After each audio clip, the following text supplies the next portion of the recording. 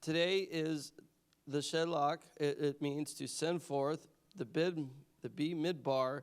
It's taken from Numbers 13:1 through 15 through verse 41. And the main objective is understanding the Parsha within Numbers is to learn how to interpret the main theme of the Parsha, make a thematic connection that a Parsha, and learn how to gain a greater understanding of the Parsha and under consideration through a thematic connection to the portions of Scripture. Spies or tourists. Most of us are familiar with the main events in the Parashat Shelach. The spies bring in an evil report concerning the Promised Land, and as a result, the generation had experienced a redemption from Egypt cannot enter it. By now, many of you know that when Scriptures are analyzed thematically, a deeper understanding of the text is possible. Furthermore, Scripture blossoms with ever-unfolding levels of understanding, such as the case in this week's lesson. We will attempt to apply a thematic analysis to the first parsha of the week's Sitra, Torah portion. Normally, we try to find the overall theme of the parsha this week. However, let's analyze the parsha to understand the purpose of the 12 spies. Why were they sent? Was there a military mission? And the most common understanding, or is there more to the story? When I visited, not me, this is Tony Robinson, visited Eretz Israel, the land of Israel, in 1999, I had a blessing of staying in an Orthodox hotel in the Orthodox portion of Jerusalem on the Shabbat. That evening, my pastor and I went out to engage some rabbis. We talked to one rabbi who was surrounded by his Talmudim, his students, for quite some time. We told him that we weren't there to try to convert him or to sway him. We simply wanted to learn some things about Judaism from him. Well, despite our politeness, he was, how shall I say, politely belligerent. However, he said something that I will never forget concerning Scripture interpretation. He said, "You guys don't even know the language." I could not fully appreciate the statement, but as I studied thematically and increased my awareness of Hebrew, I see how important it is, that one statement. Let's see how important it is to know the language and understand a thematic analysis in order to properly interpret a passage. There is a theme. Y'all know that I am an outdoorsy guy, and one of our calls that we use, their slogan is "Speak the language." And to speak the language is you got to understand what is the species that you are targeting or you're hunting. And the goal is, if you want to get closer to it, you better understand their language. So I think that's kind of what Tony Robinson is saying here. If you want to understand, I believe, our Heavenly Father and how He works, understand the Hebrew language. So, reading Numbers 13:1 through 14. According to the conventional wisdom, the 12 men were sent as military spies in a pre-strike Renaissance mission.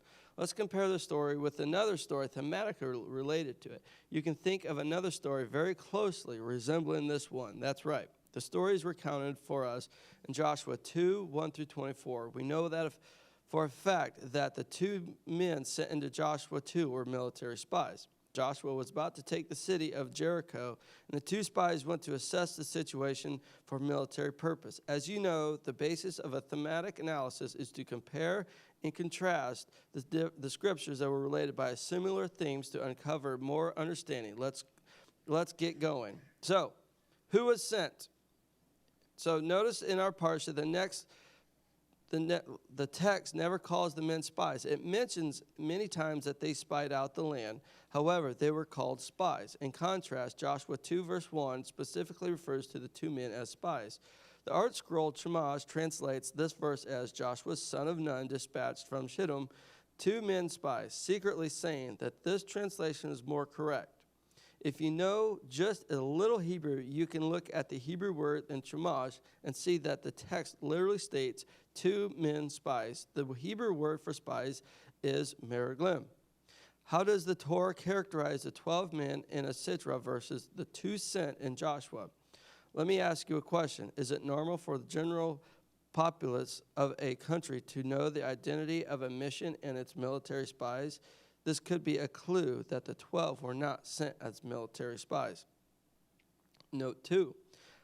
Note how many spies were sent in Numbers 13 and Joshua 2.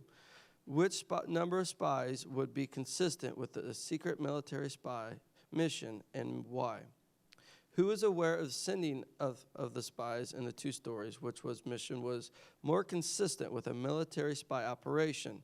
Once again, we see that the mission of the spies commissioned by Joshua is more consistent with a military mission, whereas the mission of Moses' spies was not military in nature. The difference have to make us rethink the nature of a mission of the spies in the book of Numbers.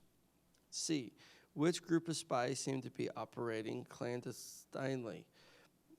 Now, nowhere in the account in Numbers 13 through 14 do we read the 12 spies trying to hide from the inhabitants of the land. However, this is a stark contrast to the behavior of the spies in Joshua's mission. Joshua 2 verse 1 specifically states that Joshua sent them secretly. Note how much hiding Joshua's spies needed to do in order to avoid detection. Again, we see the actions of Joshua's spies are more consistent with a military mission, whereas the actions of Moses' spies are not. In fact, considering that they were brought a cluster of grapes so large that it needed to be carried on a pole between two men, I'd say they were probably out in the open. Could you imagine that big of grapes, the grapes that these guys had to carry? It took two guys to carry a cluster on a pole. These things were huge. I almost had to venture to say they were probably the size of apples, if not a little bigger. To whom did the spies report their findings in the two stories? Once again, we see a dramatic difference in the behavior of the spies. Joshua's spies report only to him. This is more consistent with a military mission. Moses' spies report their findings to the entire nation. What was the content of the mission of the two groups of spies? While it is true that Moses' directives contained an element of military association, Numbers 13, 17 through 20, pertaining to the strength of the people in their cities, note how he kept asking particular questions about the land, which have nothing to do with the military intelligence. He even asked them to bring some of the fruit back. What's that got to do with the military spy mission? So, putting it all together, just by comparing and contrasting the two stories that are clearly thematically linked, we have seen that the evidence suggests that Moses did not send the spies out for a military reconnaissance. So why did he send them? Throughout the narrative of Numbers 13, the Torah used the Hebrew tour to describe the mission of the spies. In fact, it is mentioned 12 times. This word means to tour, scout, stroll, survey. According to the Rav Elchanan Samag of Har Etzion Yeshiva, this word is used relatively infrequently in the Torah. It is used in three other places besides our story, Numbers. Numbers 15:39, Deuteronomy 1:29 through 33, and Numbers 10:33. So they departed from the mountain of Yahweh on a journey of 3 days, and of the ark of the covenant of Yahweh went before them for 3 days' journey to search out a resting place. Search out for them, Numbers 10, verse 33, emphasis mine. And you shall have the tassel that you may look upon and remember all the commandments of Yahweh and do them, and that you may not seek the harlotry to which your own heart and your own eyes are inclined. Numbers 15, verse 39. Then I said to you, do not be terrified or be afraid.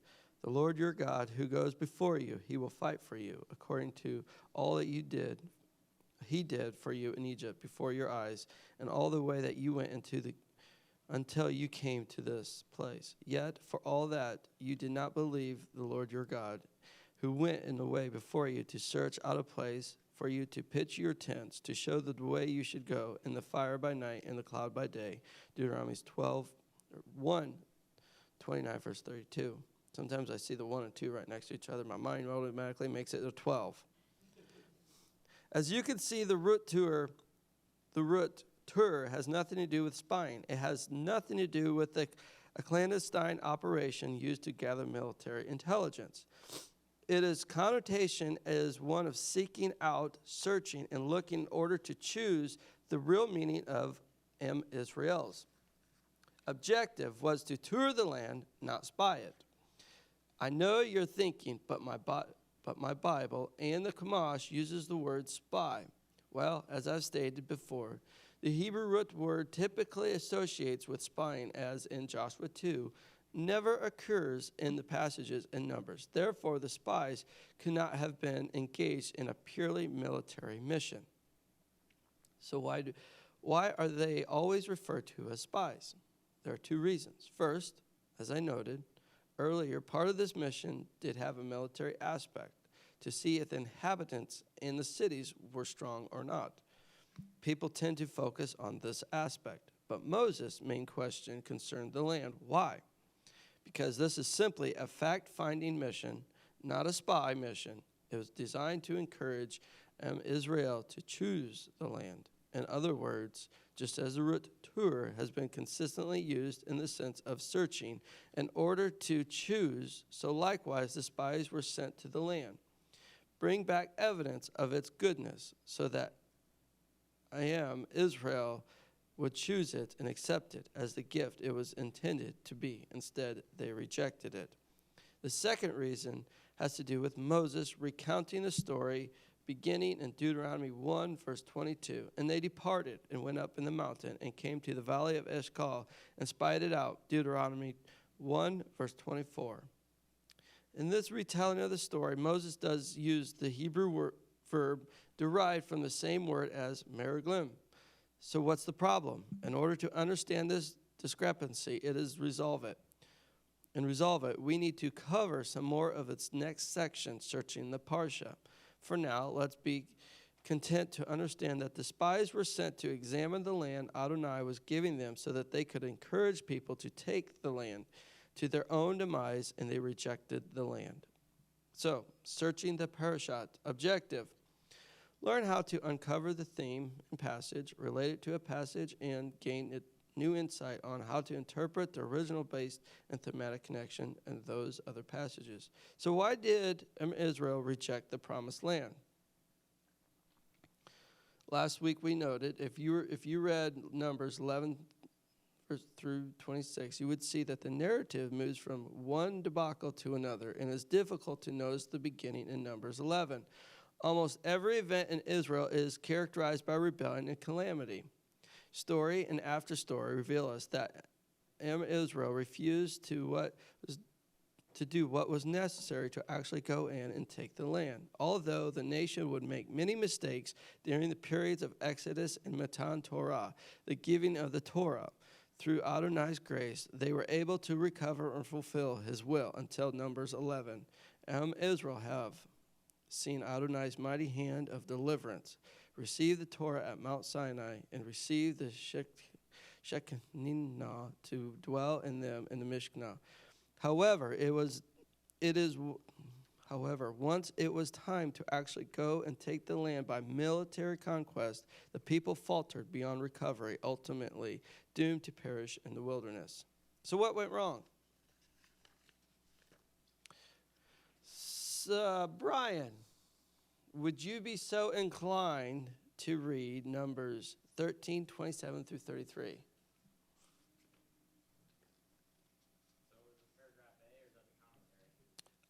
This is in paragraph A, but it's asking to read Numbers 13, 27 through 33.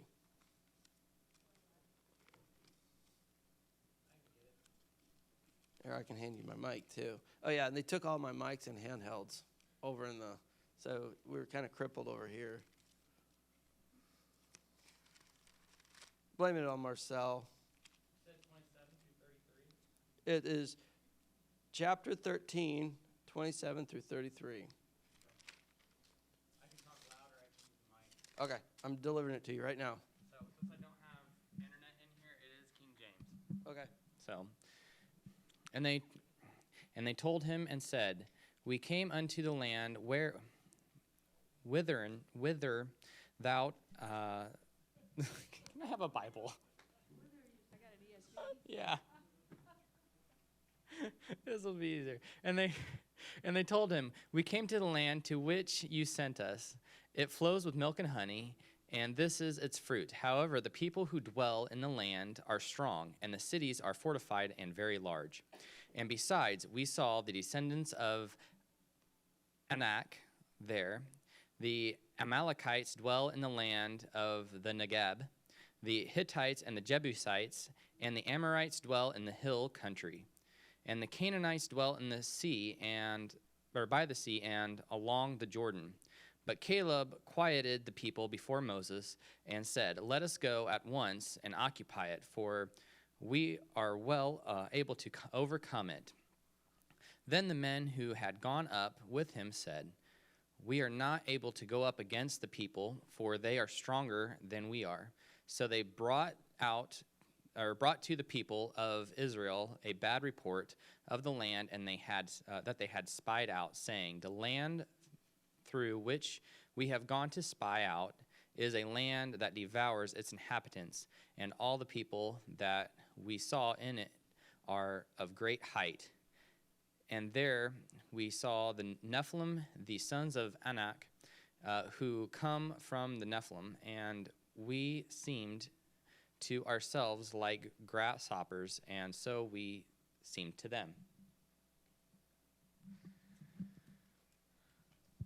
Thank you, Brian. So, according to the spies, initial report was the land everything that Adonai had promised it would be. It was a land flowing with milk and honey. It was a land with a great, as the Adonai had said it would be. And then, why did people reject it? So the thought behind that, I believe, is that they rejected it. They rejected the promises of God. Mm-hmm. God promised them this, and they in their fear, they rejected His promises. In the commentary I listened to on the way up here, it kind of equated that to rebellion and not trusting in Him, and then it rolled into salvation as far as that.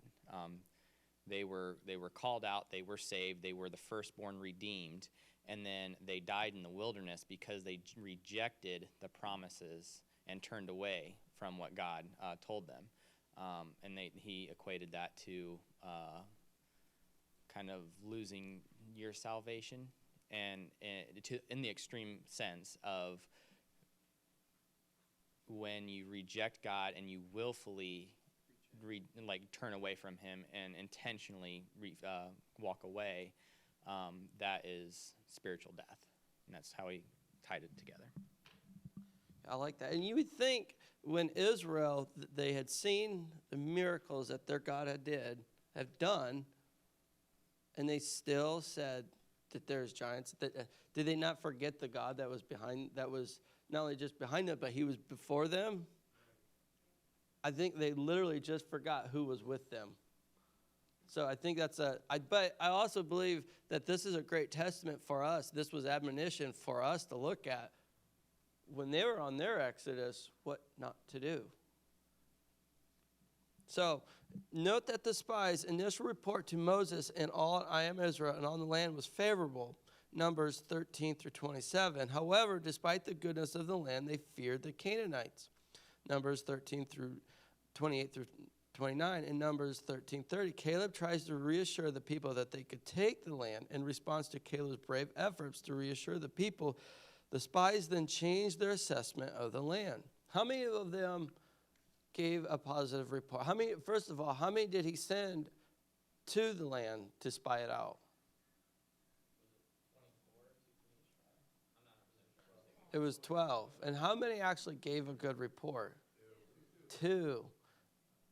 Isn't that amazing when it says broad is the way, but narrow those that find it? Or I probably just misconstrued it really bad. But the point I'm bringing out is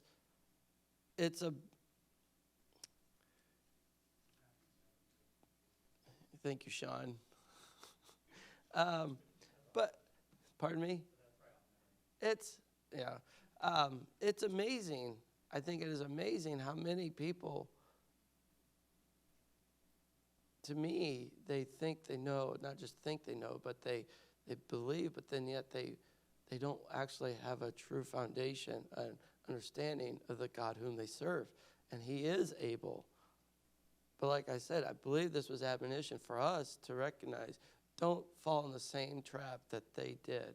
Have faith, be consistent, and be courageous.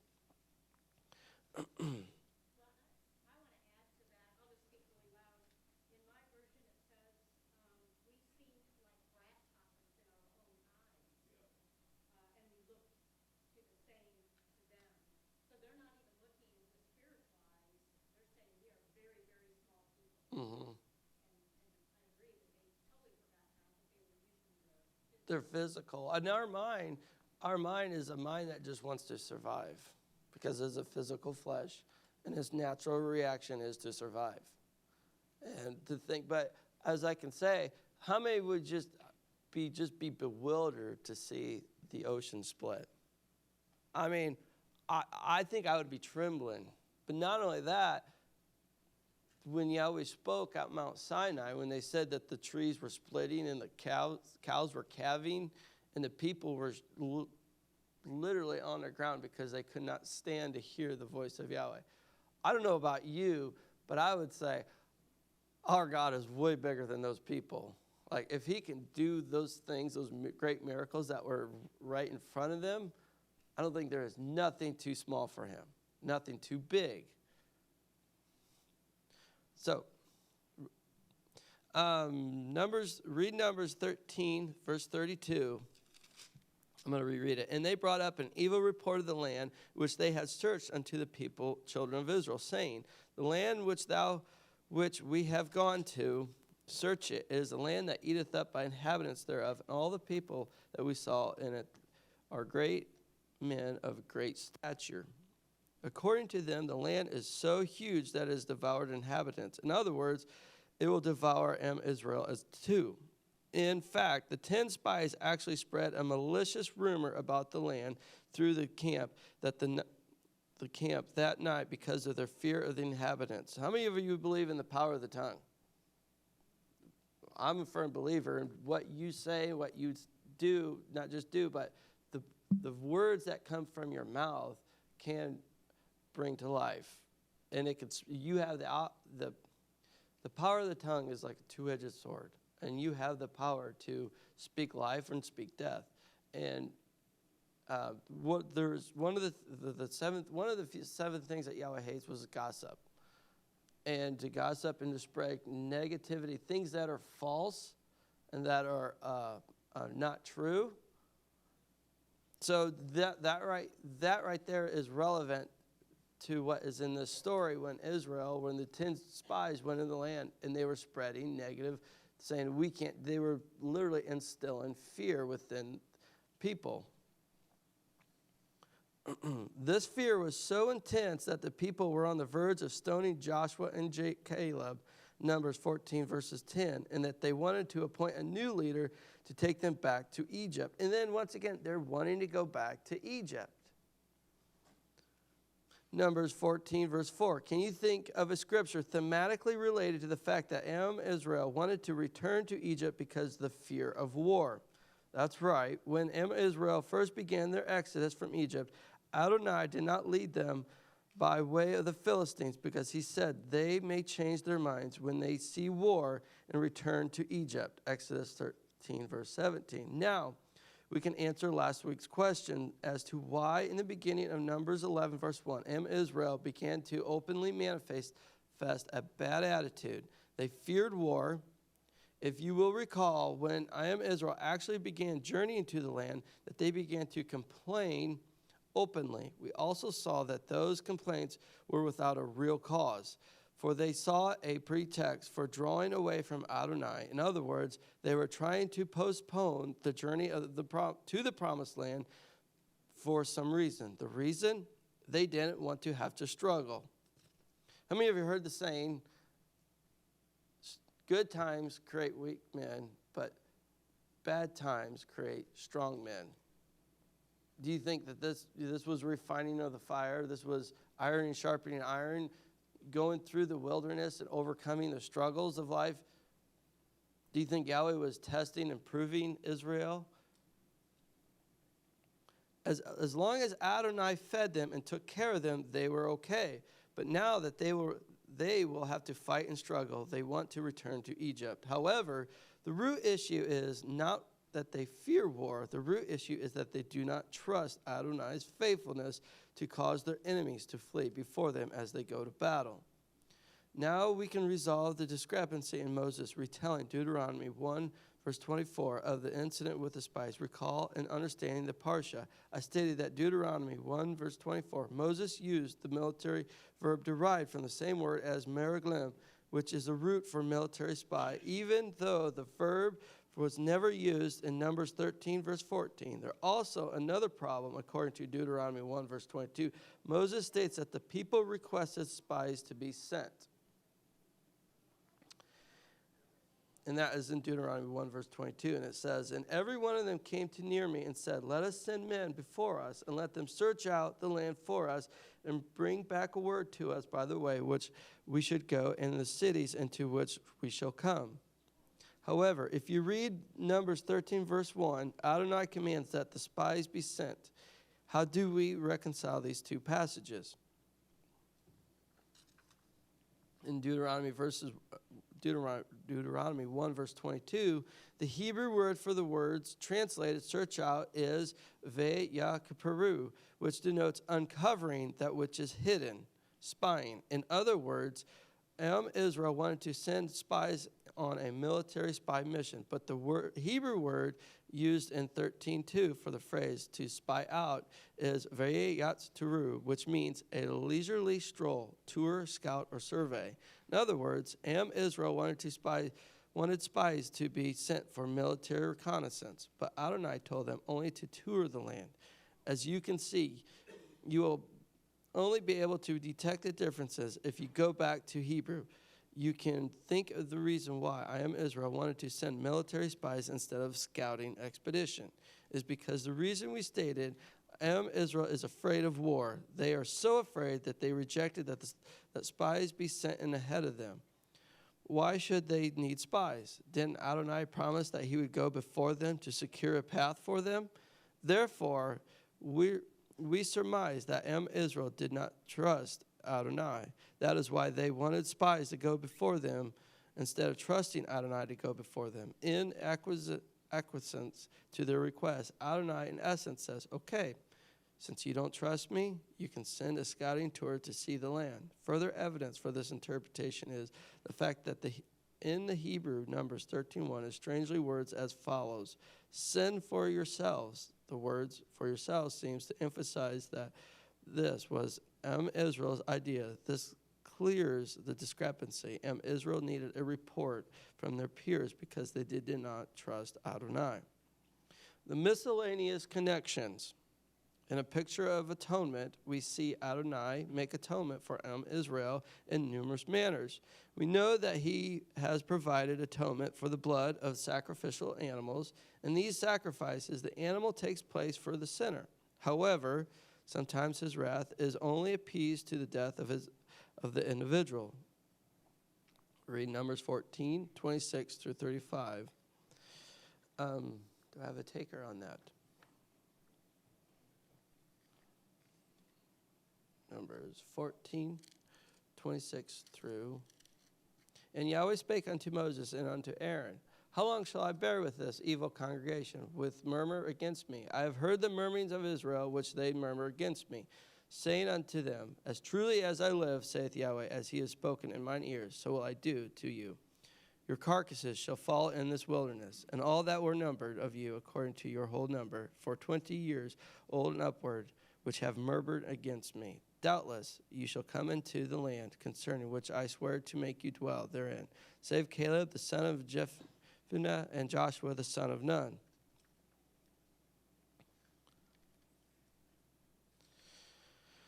Okay, verse 26 to 35. Doubtless, but your little ones which you said should be a prey, them will I bring in, and they shall know the land which ye have despised.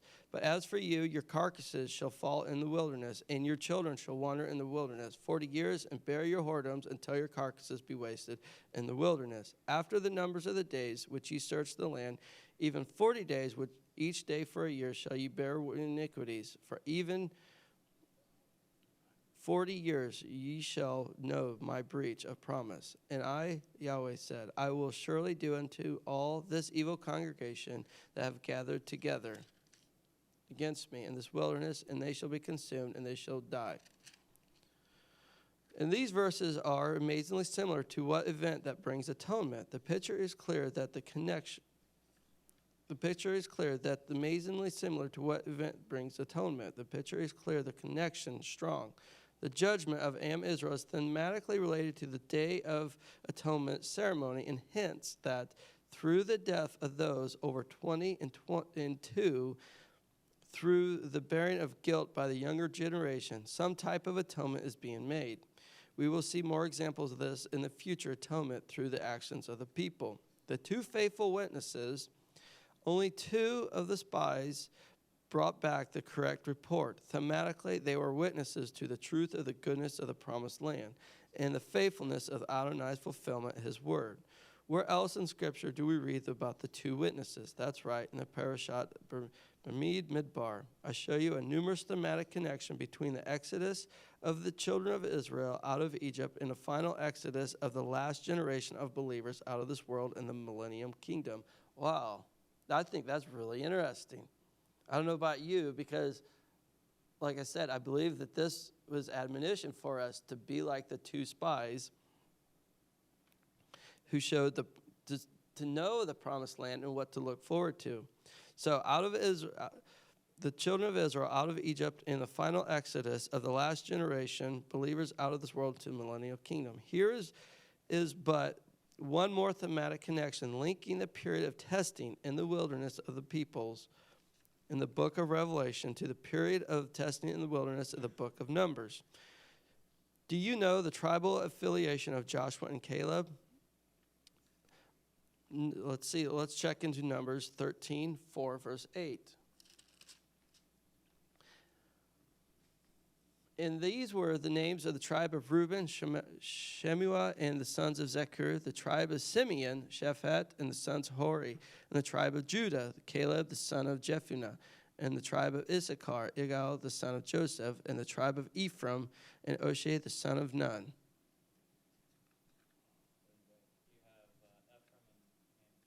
Yep.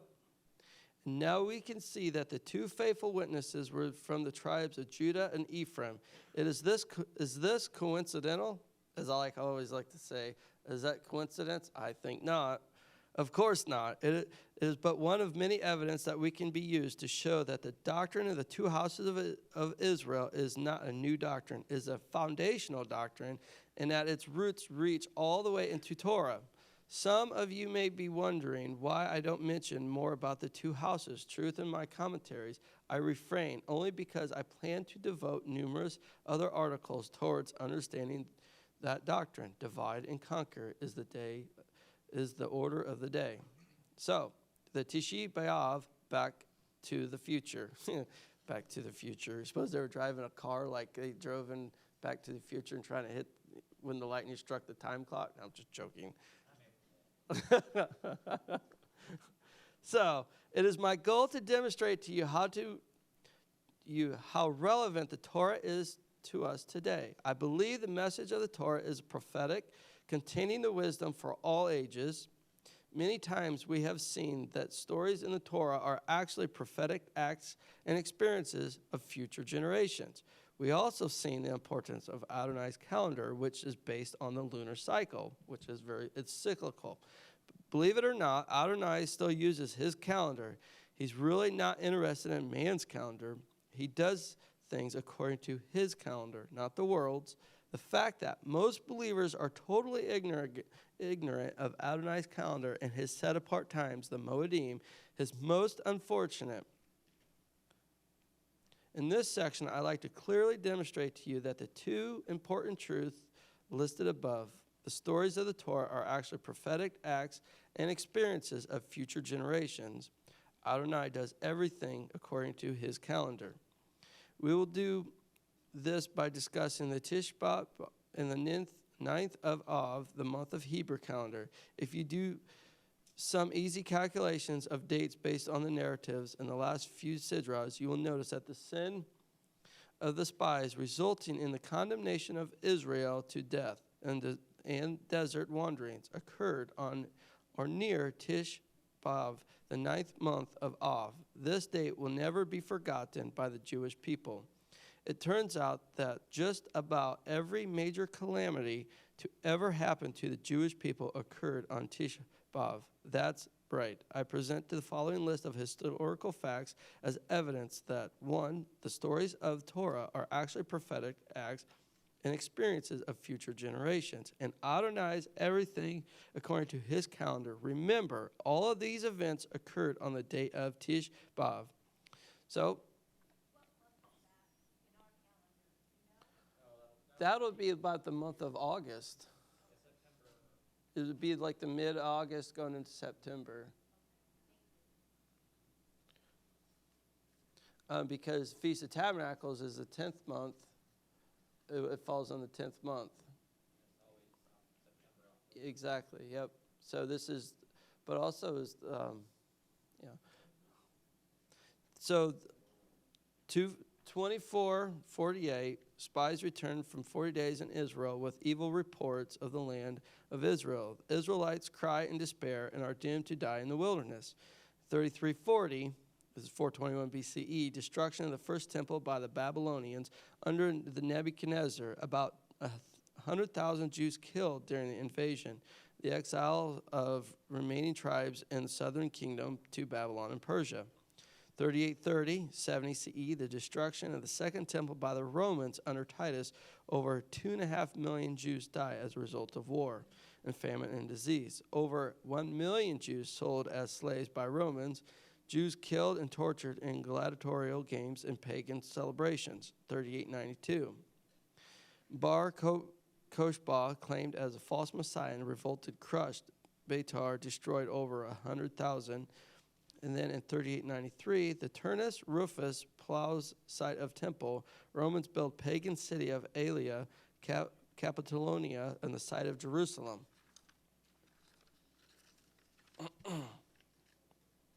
4855, the first crusade declared by Pope Urban II. 10,000 Jews killed in the first month of the crusade. The crusade brings death to the destruction of thousands of Jews, totally obliterate many communist communities in Rhineland and France.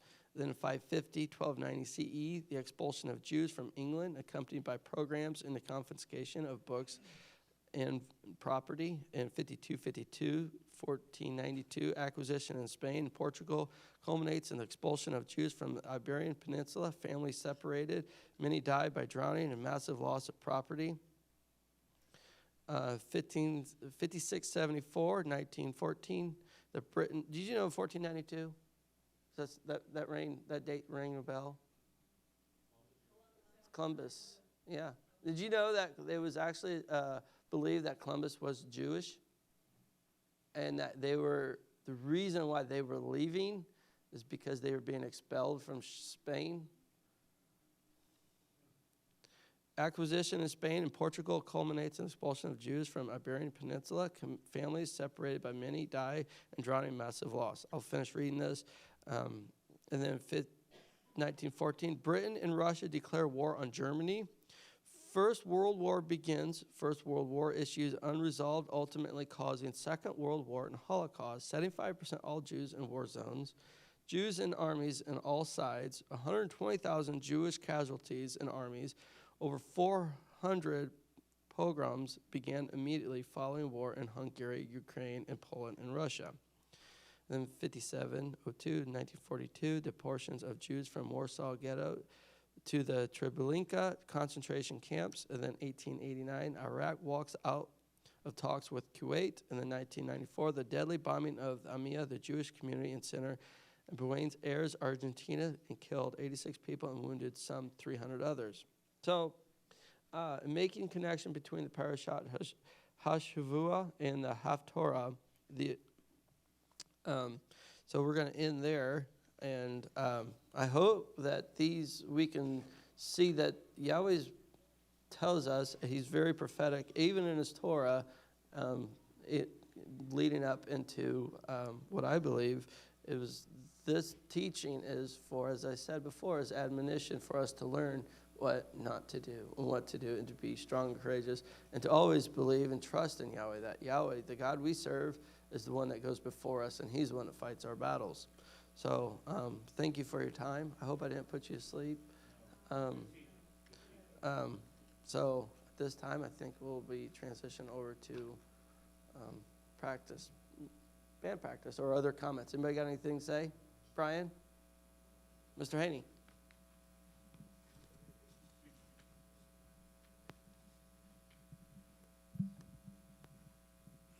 As you may know, Olivia got married 2 weeks ago, and it was a beautiful wedding, but you know, one of the visitors saw her crying on the rehearsal night and thought she was having second thoughts, but no, she wasn't. But it was because of one of the songs that was playing in the rehearsal. I think it was Third Day. It was the song that the bridal party was going to walk in on, and it was Third Day, Sound of Your Voice. And the first line of that song is, I ran away from your love, but you waited for me. And that had a lot of meaning to her because of the relationship with this young man that she'd had from the past. Plus, it was dual meaning because it was Shavuot, and Israel ran away from Yah's love, but he waited for her. Is that what you wanted to say? But I think another thing to take note is when Lot left Sodom and Gomorrah, they were told one specific command when they left. And what was that? Don't look back. Don't look back. Don't forget. Don't look back. You know, how many times did Israel look back and want to go back to Egypt? Don't look back. I mean, I know we have it good right now. We have a lot of good things. We have a lot of great things. But one command is don't look back, because his wife lost her life, and she was turned into a pillar of salt. So I think in this parashah, I think in this Haftorah, it's something for us. Don't look back. Don't look back. Brian?